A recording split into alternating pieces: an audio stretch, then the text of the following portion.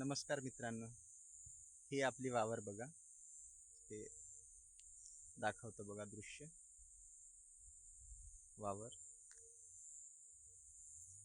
दरवर्षीप्रमाणे यावर्षी सुद्धा मी या शेतीमध्ये धानाचा लागवड केली आहे. धानाचं नाव आहे सिंधू आणि मीडियम क्वालिटीची आहे. जास्त ठोकळ नाही, जास्त बारीक नाही, अशा पद्धतीने आहे. परंतु याला एक कोडकिडा म्हणून रोग झालेला होता आणि त्या ठिकाणी मी आज सकाळपासून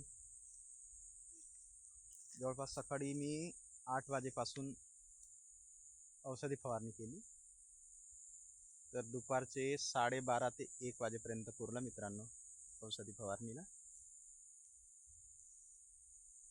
तर यावर्षी काही तेवढी धानामध्ये जोर नाही आपला.